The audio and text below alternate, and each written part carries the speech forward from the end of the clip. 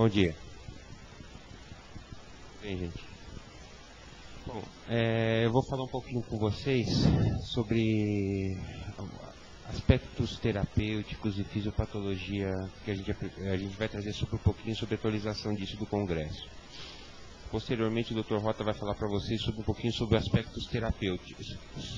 Então, e o Abrão vai falar um pouquinho sobre aspectos de reabilitação, sobre aspectos envolvendo aspectos multiprofissionais da doença. A gente dividiu essas aulas em 3 para a gente tentar focar todos os aspectos que envolvem a doença do neurônio motor.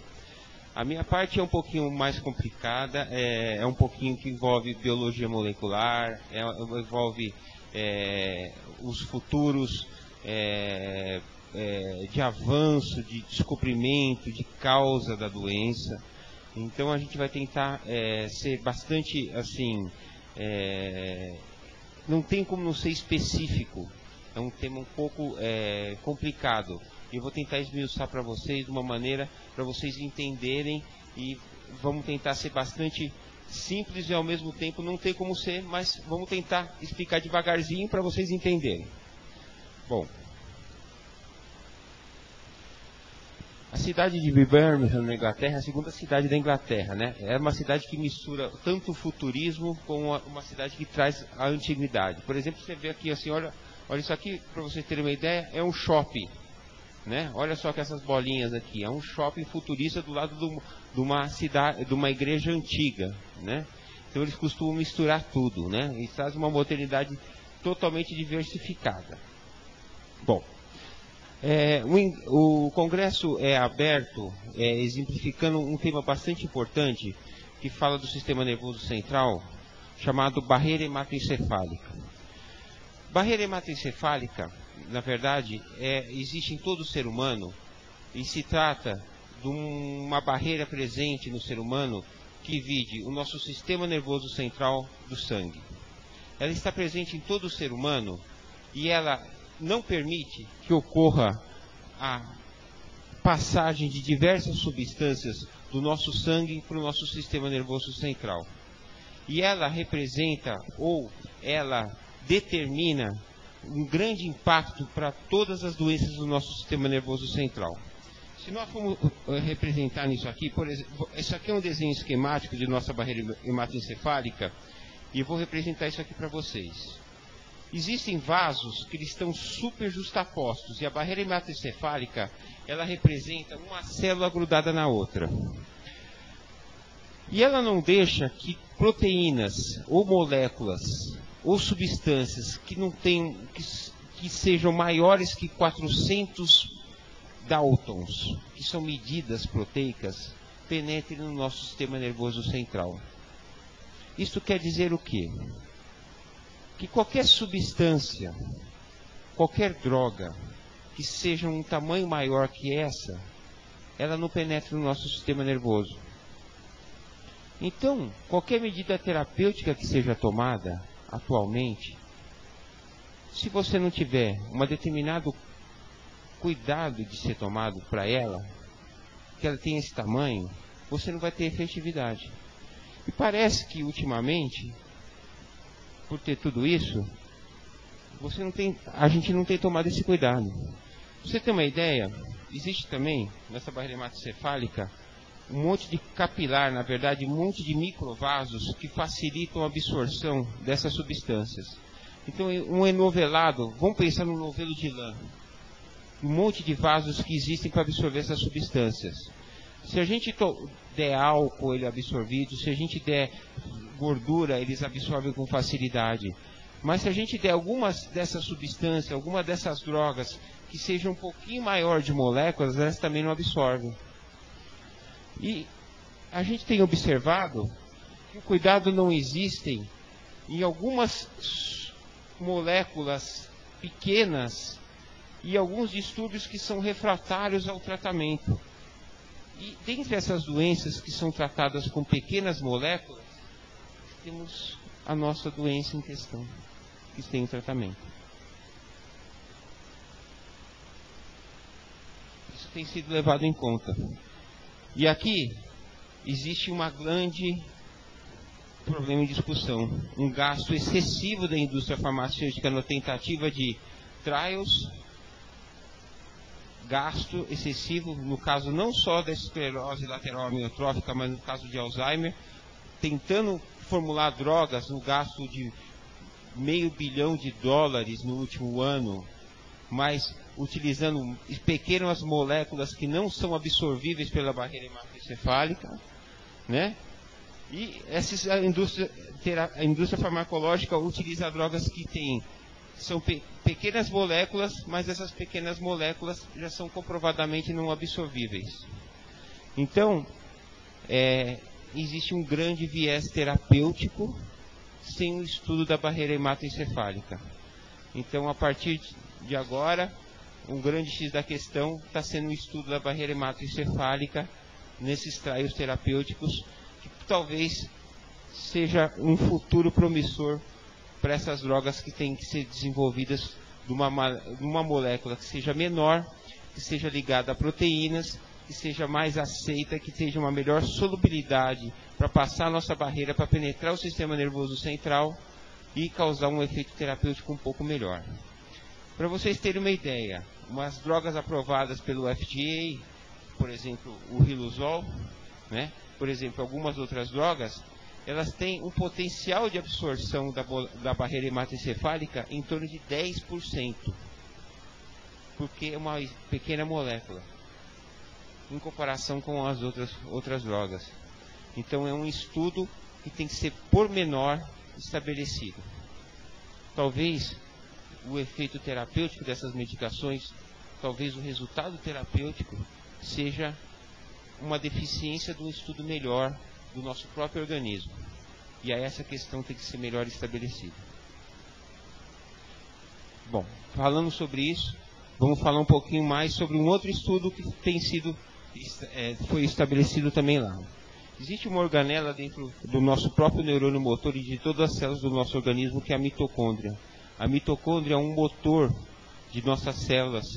Existe na mitocôndria essas involuções, chamado cristas mitocondriais, e dentro dessas cristas mitocondriais, essas involuções, existe um metabolismo oxidativo. E dentro desse metabolismo oxidativo existe uma intenção só, a produção de energia, produção de ATP. Sem isso, nós não produzimos energia, não temos o nosso metabolismo aeróbico, e sem o metabolismo aeróbico e produção de energia, nós não fazemos funcionar o principal neurônio do nosso corpo humano, que é o neurônio motor. Certo? Sem ela, nós não temos nosso funcionamento do nosso neurônio motor. E sem isso, nós não temos o funcionamento do neurônio motor, do principal função, que é a transmissão, movimentação do fluxo do neurônio motor de vesículas para trás e para frente, né, do axônio. Na verdade, o neurônio motor, ele precisa levar através dele proteínas do corpo celular dele para a periferia, distribuindo para ele proteínas, trazer para trás da periferia dele para o corpo celular dele proteínas, transmitir essas proteínas. Ele precisa transmitir para ele, levar esses nutrientes para transformar isso em um esqueleto, dar estrutura para esse esqueleto. Tudo isso depende do metabolismo oxidativo. A VAP-B, na verdade, é uma mutação que é descoberta aqui no Brasil, em que você desenvolve uma doença, um tipo específico de uma doença familiar, descoberta por uma brasileira, a doutora Agnes Nishimura, aqui no Instituto de Genoma Humano. E foi apresentado um trabalho muito significativo lá no Congresso Mundial, em que essa mutação promove uma alteração no transporte da mitocôndria, associado a esse transporte, ao transporte da mitocôndria no fluxo dessas vesículas. Então isso está comprovado que, assim, na esclerose lateral amiotrófica, em formas de esclerose lateral amiotrófica, nós temos alteração na função da mitocôndria, nós temos alteração na produção da energia por dificuldade do transporte de substâncias, por dificuldade da produção da energia e por não tráfego de vesículas através da nossa própria mitocôndria. Nosso metabolismo oxidativo está complicado, nós não temos a produção energética adequada, nós não produzimos e nós não conseguimos trafegar as vesículas através das nossas organelas que produzem energia. Isso tudo vai gerar um acúmulo dessas próprias vesículas e através das nossas próprias mitocôndrias. Isso vai gerar um acúmulo e uma falta de produção. Então, tanto numa forma familiar, de mutação, né? Por exemplo, nessa VAP8, que é uma mutação descrita da própria doença, e como previamente já foi estabelecido, nós temos comprovações maiores ainda mais que a doença tem vários fatores causais e esse transporte de proteínas através do nosso próprio esqueleto comprovam que o metabolismo energético é crucial e está intimamente relacionado ao desenvolvimento da doença. Existe a necessidade do motor celular. Aqui, para você ver o neurônio motor, isso aqui, olha, é tudo um acúmulo, o transporte desses, na verdade, transporte dessas proteínas através dos axônios para o núcleo celular, né? O transporte desses axônios. Isso aqui são acúmulos dessas proteínas, isso aqui é uma microscopia eletrônica, através do axônio, né, do corpo celular, que tem que ser transportado para a periferia. Na verdade, esses acúmulos não deveriam existir, né? O corpo celular ele tem que transportar tudo isso pela periferia. Isso aqui é uma coisa dinâmica, e esse acúmulo, esses branquinhos não poderiam existir. Isso teria que ser transportado dinamicamente para a periferia. No momento que se não transporta isso por falta de energia, esse acúmulo provoca, né, na verdade chamaria uma ativação de uma coisa que teria que degradar esse acúmulo por falta de energia. E talvez isso que ocasione a morte do neurônio, essa falta de energia do neurônio motor. Então isso é uma prova da falta de funcionamento energético e da morte do nosso neurônio. Uma outra coisa também é o transporte dentro da nossa mitocôndria de uma outra proteína que, na vez de transportar do corpo do neurônio para a periferia, é da periferia para o corpo do neurônio. E dentro da nossa mitocôndria existe também uma proteína que interage, que é a dineína, que ela teria que limpar na mitocôndria substâncias que sobram desse lixo energético. Existe um metabolismo, produção de energia, e sempre sobra um lixo energético desse metabolismo. Então existem proteínas aceptoras desse lixo energético que limpam esse lixo para serem levadas da mitocôndria fora da mitocôndria para serem metabolizadas. E são proteínas que têm que existirem para limpar esse lixo energético para não se agregarem dentro das células. E essas proteínas aqui, elas estão perdendo a função dentro da mitocôndria. E isso pode gerar a agregação dentro da célula e matar. Então todo esse complexo acaba sendo alterado dentro da mitocôndria e provocando morte celular. Então essa complexidade de funções gera morte celular. E parece que tudo isso está envolvido na esclerose lateral amiotrófica. Não só um fator, mas todos. Existem mutações no ser humano que podem determinar, o ser humano portador de esclerose lateral amiotrófica, que podem determinar tanto uma malfunção da mitocôndria, provocando aquele acúmulo, da alteração da quinesina, como uma mutação provocando alteração na mitocôndria desse jeito. E provoca, na verdade, uma doença diferente de um ou diferente de outro, e aí vai provocar uma evolução diferente de um ou diferente de outro. Existe uma variabilidade de evolução por uma variabilidade de alteração de doença de cada um. E na verdade a mitocôndria de uma pessoa normal é assim. E de uma pessoa que tem uma forma familiar da SOD, aqui não está muito bem por causa do diapositivo, ela é estufada, ela é alargada, porque ela tem a tendência à apoptose, ela tem a tendência à morte, ela fica alargada, o núcleo indo pela periferia, na verdade, e acaba morrendo de uma tendência pré-apoptótica acaba morrendo e evoluindo para essa morte.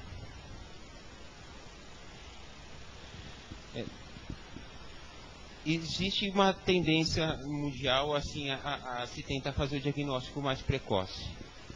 Em 2007, saiu um artigo aberto em literatura mundial, no Eurojournal, com marcadores precoces para o diagnóstico de esclerose lateral amiotrófica. Porque assim, não se tem um marcador específico para diagnóstico, né? A gente tenta se fazer o diagnóstico clínico, né? Você vai lá no seu neurologista, normalmente com uma história tardia, com já evolução dos sintomas. O neurologista vai lá, pede uma eletromiografia, conjunto de sinais e sintomas com evolução do tempo, uma história clínica, mais os exames que ele te pede. E com essa história clínica ele te dá o diagnóstico de esclerose lateral amiotrófica e vai te instituir tardiamente a terapêutica. Essa é a história natural do nosso diagnóstico. Mas isso não é suficiente, porque normalmente os trabalhos mostram que uma efetividade de neuroproteção para o tratamento é dada com tratamento precoce. E isso não é bom, isso não é suficiente. Sem falar dos erros diagnósticos. Isso sem falar do que daqui 2 anos a gente pode estar errando no seu diagnóstico. A estatística mostra que tem 20% de erro diagnóstico. Então, a necessidade do marcador diagnóstico da esclerose lateral amiotrófica torna-se cada vez mais importante. Existe um trabalho mostrando que existe um marcador diagnóstico da esclerose lateral amiotrófica, principalmente se nós dosarmos o líquor do paciente. Existe um marcador chamado neurofilamento proteico de cadeia LEF. É uma dosagem no líquor em que você consegue dosar ele, principalmente em fases iniciais da doença. É uma proteína neurofilamentar que em fases precoces da doença ele está em altas doses concentrado. Você consegue precocemente em pacientes dosar ele em alta dose. Ele pode ter reação cruzada em algumas doenças neurodegenerativas, principalmente quando envolvidas com Alzheimer e demência frontotemporal. Tá? Mas você consegue dosar. E ele começa a ser inversamente proporcional com a evolução da doença. Então ele começa a baixar a sua intensidade quando você vai evoluindo com a doença. Ele começa a diminuir. Mas ele se torna o mais importante marcador diagnóstico da doença quando você dosa em laboratório, atualmente. Isso é uma publicação de 2007 e tem se ajudado bastante ao diagnóstico. Por que eu falei isso para vocês? Esse aqui é o marcador no líquor cefalorraquidiano, que uma microscopia eletrônica te mostra esse marcador que a gente consegue evidenciar. Existem outros que ajudam também esse marcador, por exemplo, a citocina F3, a transtirretina, que é outro marcador, né, no líquor, a citastina reduzida e a C4, a interleucina 6, que são outros marcadores. A non-GOA em biópsia muscular, a hemocistoína no plasma. Por que eu falei desses marcadores? Por quê? Porque existem sinalizadores do sistema nervoso central, como esse retinóide ácido, né? como essa transtirretina, que são genes reguladores, que estão pouco presentes na esclerose lateral amiotrófica e que são hoje utilizados em modelos e que são modelos de genes que são utilizados para controlar a progressão da doença e podem ser futuros terapêuticos da doença. Não sei se vocês entendem. Assim, eu tenho um modelo de doença de rato que tem a doença e que está evoluindo muito mal. E eu consigo um gene controlador através de engenharia genética com isso aqui, com retinóide ácido, que é um gene controlador, um gene com IGF-1 produzido, e eu consigo desacelerar de uma maneira importante a evolução da doença. Tudo baseado, ou tendo aquela transtirretina 3 que são marcadores da doença, eu consigo injetar no rato, e através disso eu consigo controlar a evolução da doença. Então são genes desenvolvidos como medidas terapêuticas e são genes controladores que desenvolvem a doença, que estão sendo desenvolvidos para, além de participarem mostrarem que não estão presentes na evolução da doença, mas são controladores da futura evolução da doença. Então, cada vez mais eles estão descobrindo marcadores, estão descobrindo, além de serem marcadores que não estão presentes, eles são os controladores da evolução. Então, estão vendo que não são drogas só que estão agindo ali no meio. As drogas estão ficando assim também, não estão conseguindo ensaio terapêutico, a gente vai ter que conseguir genes. É outra maneira de controlar a doença.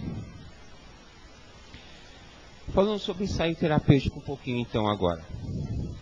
Existem formas terapêuticas de doença do neurônio motor que parecem ser um pouquinho mais benéficas do que a própria evolução típica da esclerose lateral amiotrófica típica.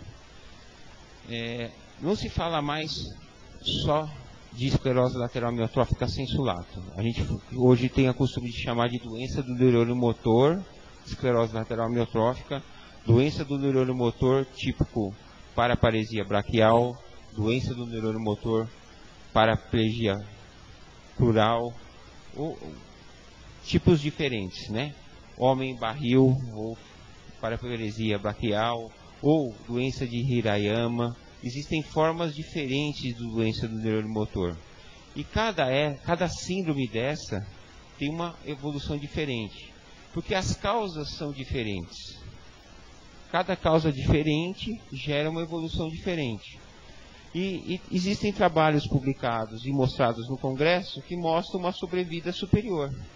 Por exemplo, essa série mostrada com alguns pacientes, por exemplo, essa paraparesia braquial, mostrada numa série importante aqui de trabalhos. Essa aqui é uma série mostrada com 987 pacientes, por exemplo, e que tem uma sobrevida média superior a 61 meses na FENARM. Eu já vi série superior a isso, e uns trabalhos superiores a mais de 78 meses, nesses casos, na proporção de 4 homens para uma mulher, com início a 55 anos, um diagnóstico em torno de 15 meses, com sobrevida superior a 61 meses.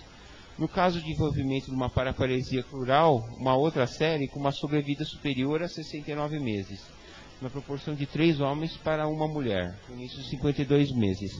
Esse é um trabalho apresentado no congresso dessas séries. E normalmente, como você tem esclerose lateral amiotrófica, você tem 22 meses para você ir até o BIPAP.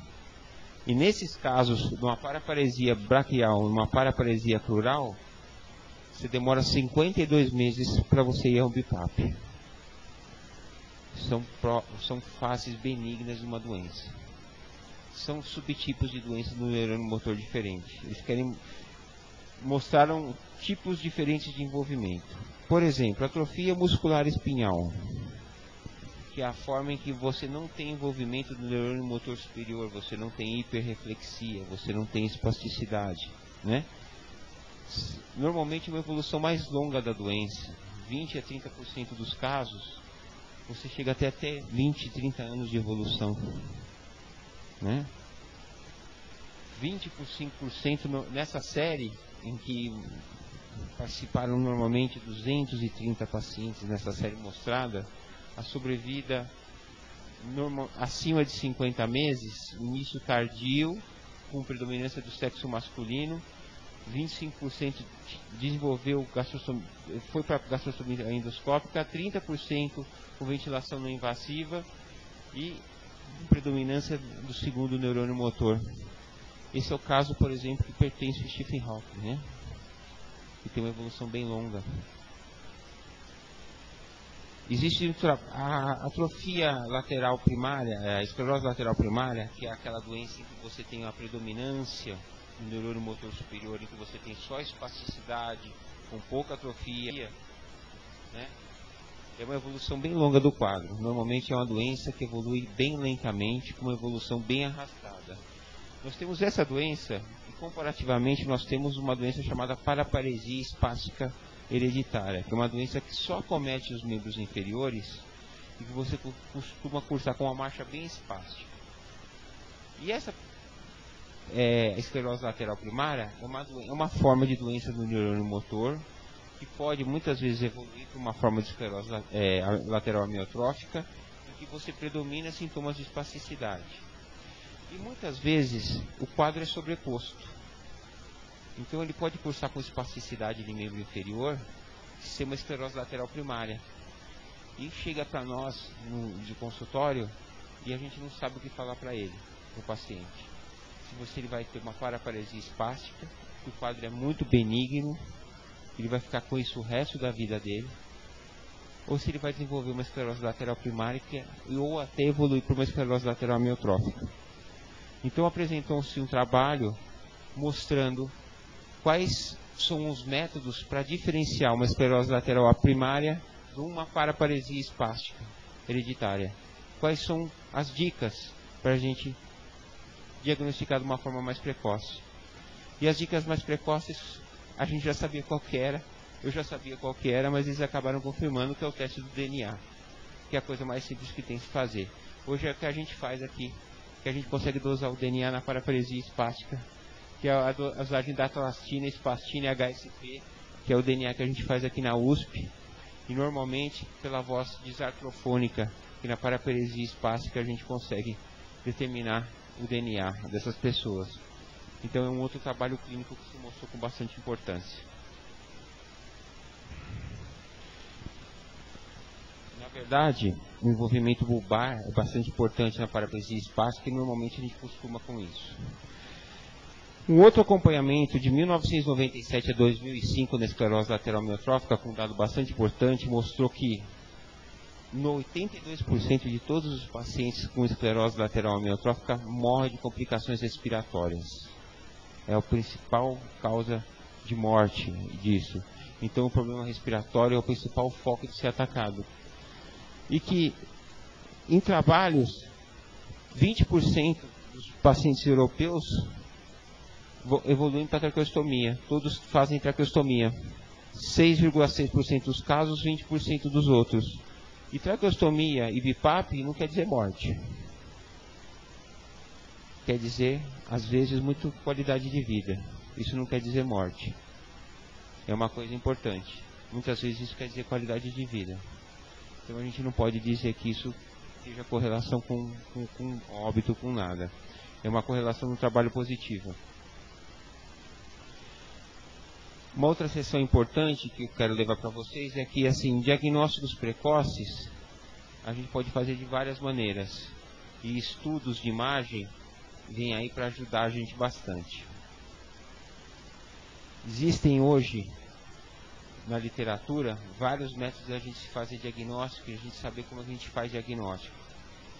Essas técnicas aqui, por exemplo, essa técnica, e tem alguns centros aqui no Brasil, em que a gente consegue, por exemplo, medir a perda da parte motora do cérebro, medir o volume da parte motora do cérebro, chamado Voxel Base Morphometric.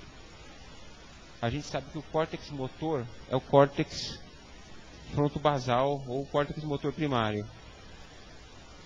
A gente consegue, através dessa técnica, hoje medir a perda do volume da parte motora do cérebro. O paciente chega com queixa e a gente consegue medir isso através dessas técnicas e fazer diagnóstico precoce. Uma outra técnica mostrada, essa técnica, você, por exemplo, aqui, olha, essa consegue determinar precocemente a perda dessas áreas e fazer o diagnóstico precoce de esclerose lateral amiotrófica. E até correlacionar isso com perda de função motora. Por exemplo, perda de mão, perda de força de mão e perda de força de pé com alteração de algumas determinadas áreas. Uma outra técnica é a técnica de difusão tensor de imagem. Você, através de técnicas de difusão, você hoje consegue fazer o diagnóstico precoce até com 3 meses de evolução de doença. Então existem técnicas de imagem hoje que você, com até 3 meses de doença, você consegue fazer o diagnóstico precoce de doença.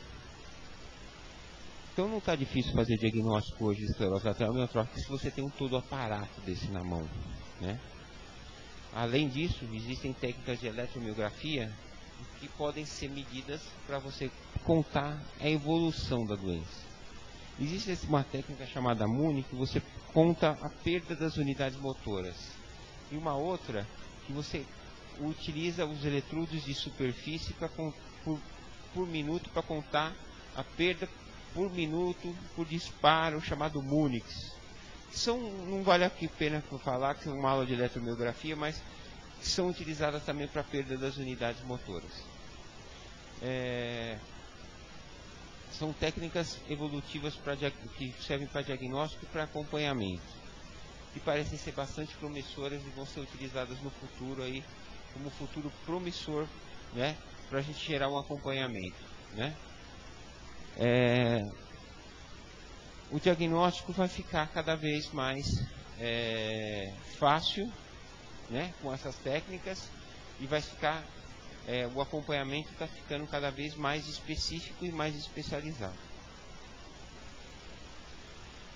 Eu deixei alguma parte separada sobre isso para falar sobre as ilhas Guam e a demência frontotemporal, que sempre se falava sobre a causa da esclerose lateral amiotrófica, a forma esporádica, sobre essas ilhas. Que as ilhas Guam no Pacífico é aquelas ilhas localizadas próximas à Indonésia, né? Nessa região aqui do Pacífico, em que a pessoa desenvolveu ao mesmo tempo um quadro de demência frontotemporal, esclerose lateral amiotrófica, né? E ao mesmo tempo Parkinson. E com uma alta incidência da esclerose, desse fenótipo, dessas três doenças, na proporção de 100 para 1, mais ou menos, sendo que a nossa prevalência em torno de 4 a 6 para 100 mil, e lá é 100 para 100 mil. É um absurdo a prevalência deles. Quais seriam as causas? Sempre se alegaram que essa seria um pedigree associado a tudo isso, ou seria pelo alto consumo de glutamato, do que eles consomem, seria cicádio, uma fruta de lá, que tem alto índice de glutamato, ou seria pelo consumo do morcego, um ritual dos índios de lá, que são os índios chamorros, eles consomem um morcego que é o Fire Fox, né? E tudo isso foi altamente contestado, porque isso seria metabolizado no estômago. Mas na verdade, o que mais se alega lá é um consumo, na verdade, do aminoácido atualmente, que é um BMAA, que é um aminoácido que esse aminoácido ele pode exercer degeneração no sistema nervoso central, chamado BMAA. Esse aminoácido, ele estimula os receptores de glutamato, ele pode provocar autodegeneração, porque ele está presente em algumas frutas, em alguns animais, né? Por vezes algumas frutas e alguns peixes, dietas, e parece que ele tem alta correlação, né, com degeneração de algumas doenças do sistema nervoso central. E tem-se alegado a hipótese de degeneração do sistema nervoso e de esclerose lateral amiotrófica, e tem 2 trials positivos de esclerose lateral amiotrófica e doenças do neurônio motor com altos índices de BMA desse aminoácido e degeneração de motoneurônio. Esse aminoácido pode também ser provocado pelo consumo de algas azuis e por uma cianobactéria. Olha só. Essas cianobactérias ou essas algas azuis estão presentes, essa é uma cianobactéria, um slide presente, estão presentes em pântanos, estão presentes no litoral, estão presentes em locais populosos, e o consumo dessas cianobactérias, elas provocam a replicação desse aminoácido, e pessoas que consomem esse aminoácido e altas concentrações desses peixes podem provocar o consumo desse aminoácido, né, próximo das regiões litorâneas. E o consumo desse aminoácido de alta concentração pode provocar o acúmulo e a ativação do glutamato e autodegeneração dos motoneurônios.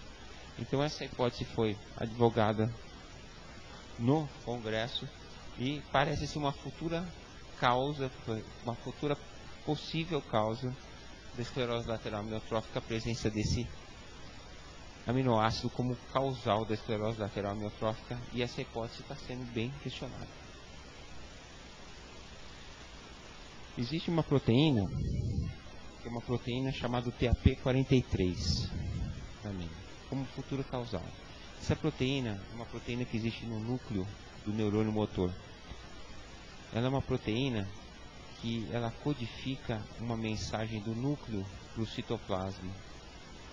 E parece que todo neurônio motor, ela, em vez de mandar uma mensagem correta de codificação, de formação das proteínas normais, uma mensagem do neurônio motor, está totalmente alterada na esclerose lateral amiotrófica. E isso eu deixei por último, que parece ser a principal causa de todas as formas, tanto da AELA familiar como a AELA esporádica. Essas aqui são acúmulos dentro de todos os neurônios motores, não está bem o diapositivo. Esse aqui é o TAP43, esse aqui é o rato SCD1G93, a forma esporádica como forma familiar. E só se fala nessa proteína hoje. Essa é o que está mais em moda hoje. Essa proteína é uma proteína mutante, né? E junto com essa mutação, ela vai provocar uma formação de um agregado intracelular, um depósito intracelular do motoneurônio, de inclusões citoplasmáticas e inclusões intranucleares. Essas inclusões vão provocar uma motodegeneração por agregação intraproteica. Então parece que isso é a autocorrelação com a morte do motoneurônio hoje. Tá? O que mais se acusa hoje como causa da degeneração do motoneurônio como doença degenerativa é essa alteração dessa proteína, junto com a mutação da superoxidesmutase, que é aquela enzima da AELA familiar. Existe tanto uma alteração na enzima SOD1 como uma alteração dessa proteína que é a P43.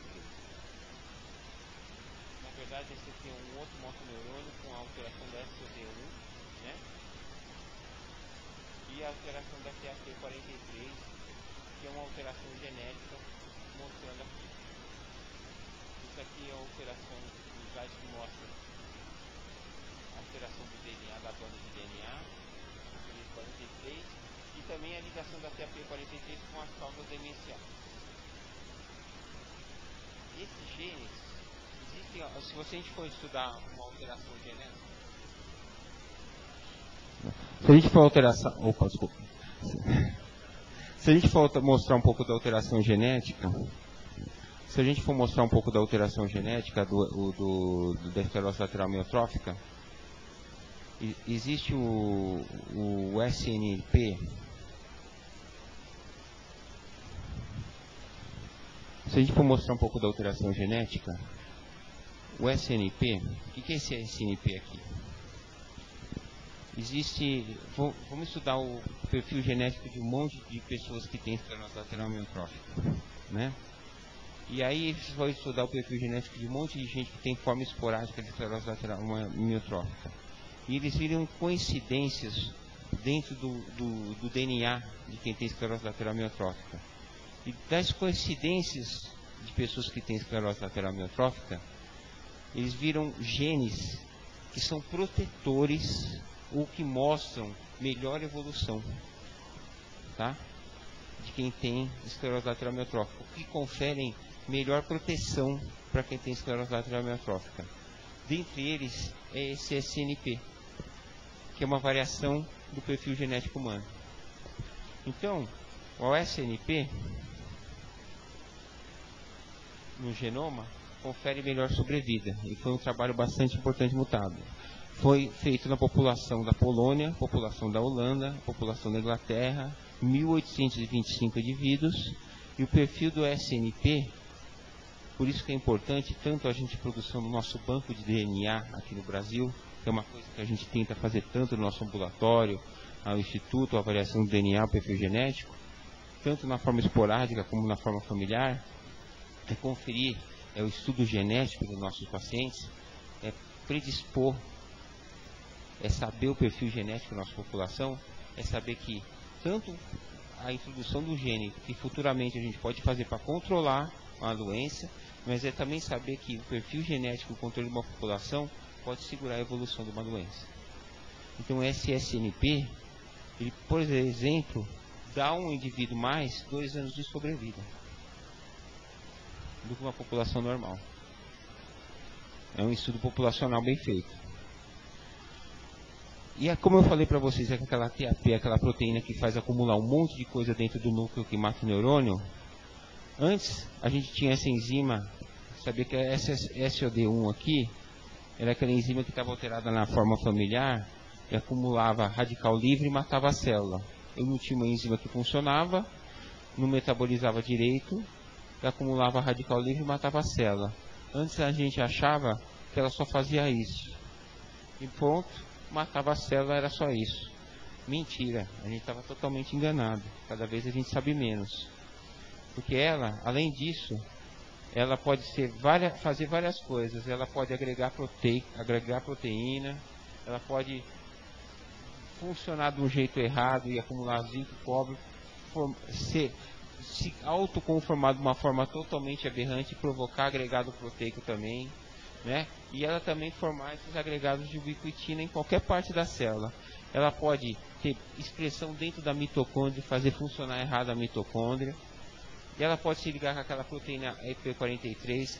Ela pode fazer funcionar mal e provocar estresse no redículo endoplasmático, como nas doenças de Alzheimer, como em umas infecções proteicas por prion aqui, e provocar apoptose ou morte celular. Ela pode gerar acúmulo também no lugar de metabolização de gorduras, que é o complexo de Golgi, e provocar degeneração e morte dentro da célula. Então, essa SOD, que é essa enzima que a gente achava que era uma banalidade, ela tem mais de 10 funções que podem provocar morte dentro da esclerose lateral amiotrófica.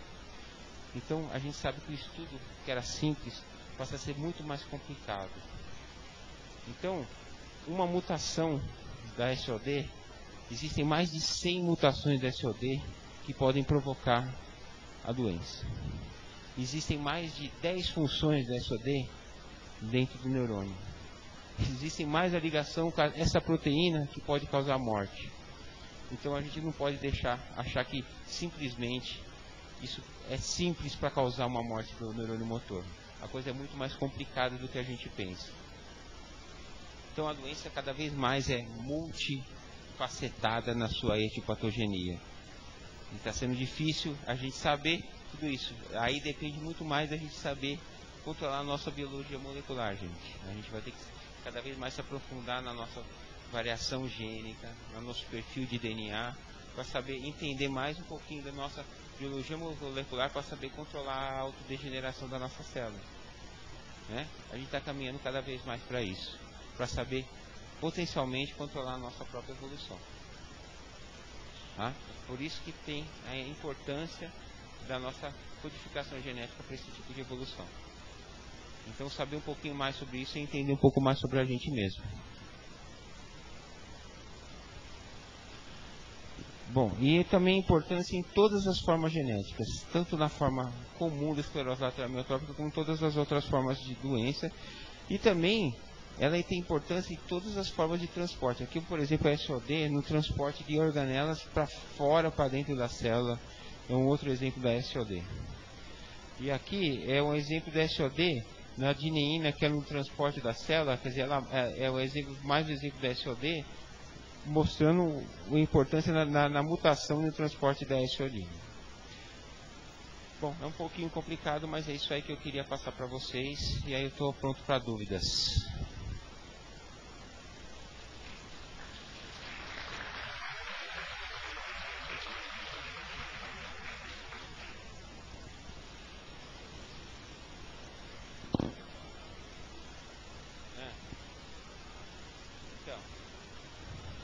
Olha, se você for levar em conta tudo, você não vai tomar água, porque tem cianobactérias, você não vai comer peixe, porque tem BMAA, e tem tudo. Eles provaram assim que em vários peixes marinhos tem essa concentração de glutamato, mostraram estudos com vários tipos de alimentos que tem a concentração disso tudo. Se você for levar em conta, você não faz nada disso, né? Então, na verdade, existe uma alta interação e parece que... Por que eles estudaram especificamente essa causa? Porque a dieta dessas pessoas que vivem nessas ilhas, elas são altamente concentradas em isso, né? E parece que tem alta correlação, entendeu? Né? E porque lá é muito prevalente, né? Então parece que existe uma coincidência de fatos, tá bom? Mas assim, essas bactérias, elas produzem esse aminoácido, e esse aminoácido ele provoca a neurodegeneração. Então parece que existe uma correlação, né? Mas isso não quer dizer que isso seja realmente a causa da doença. Mas assim, parece uma correlação. Mas dentro desses coqueiros, que são essas frutas, que são essas bromélias, acumula-se esse glutamato, né? Então, e principalmente peixes marinhos, tá? Mas tem no Havaí, tem em Miami, tem na Bahia, tem na Índia, tem em qualquer lugar.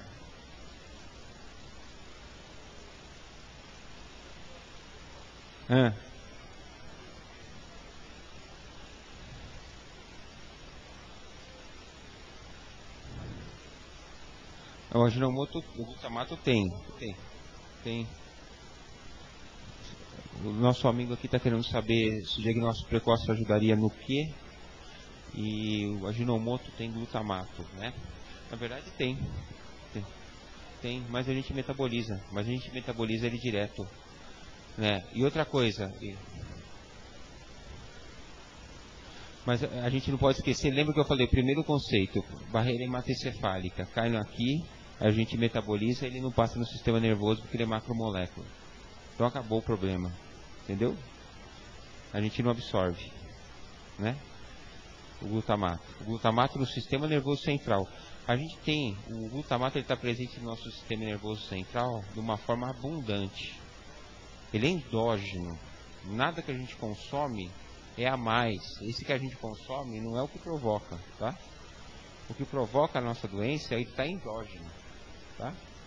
Na verdade o que há é um descontrole endógeno.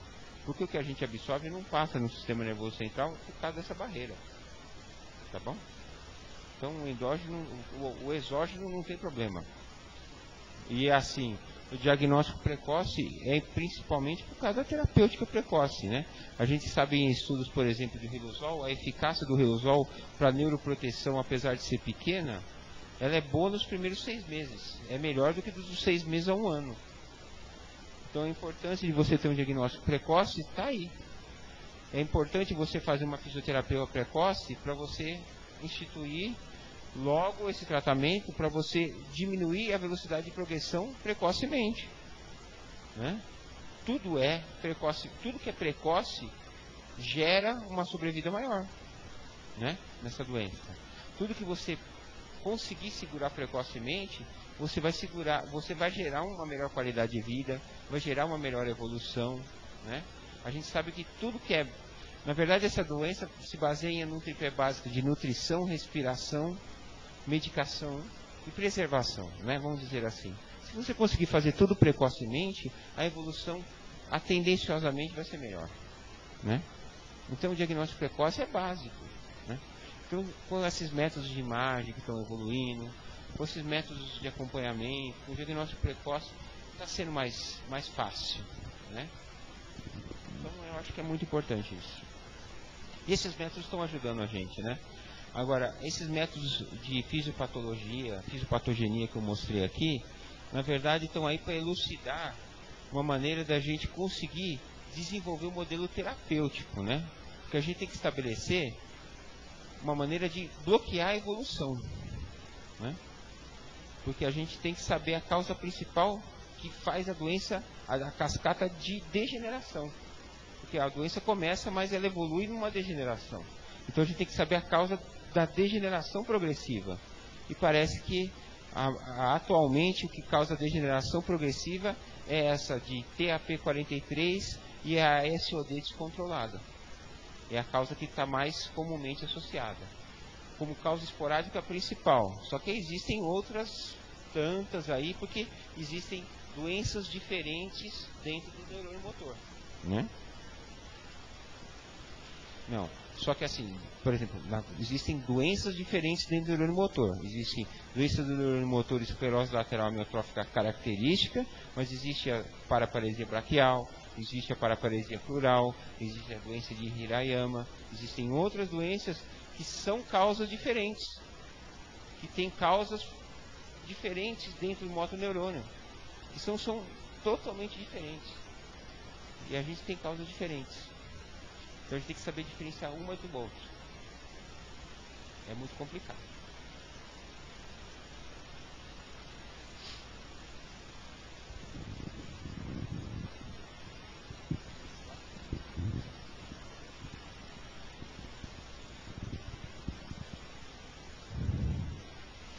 Para fazer o teste, na verdade, assim, a gente consegue alguma variação do nosso genoma hoje no Instituto do Genoma Humano. A gente não consegue ter um banco de DNA no Brasil ainda, né?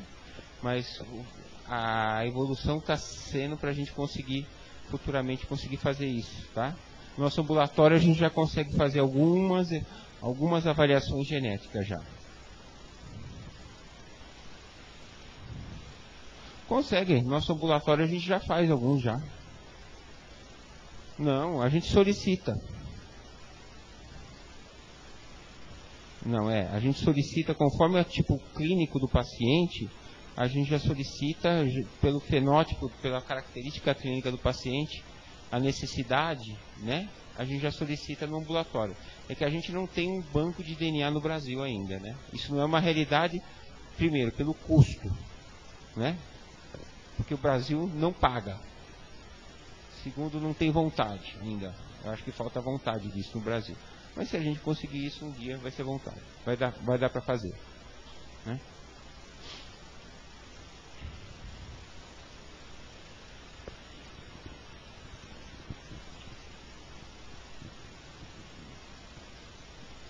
Península aqui.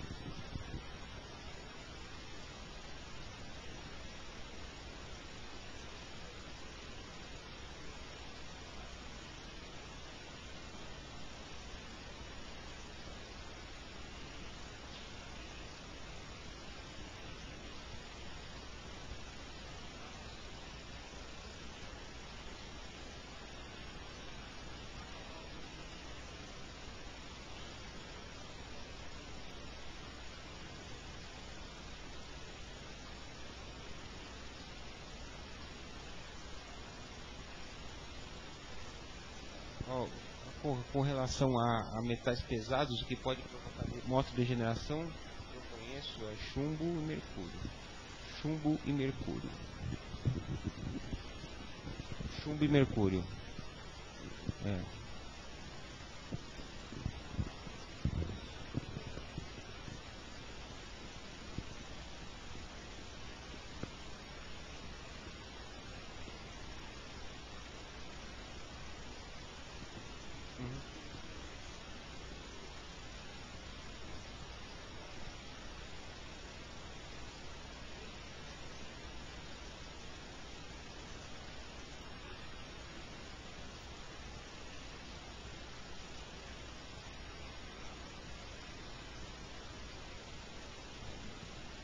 Mas essa é uma coisa principal, é complicado. Na verdade, assim, na verdade, é uma coisa que, assim, provavelmente não é uma causa ainda advogada, tá? Mas é complicado.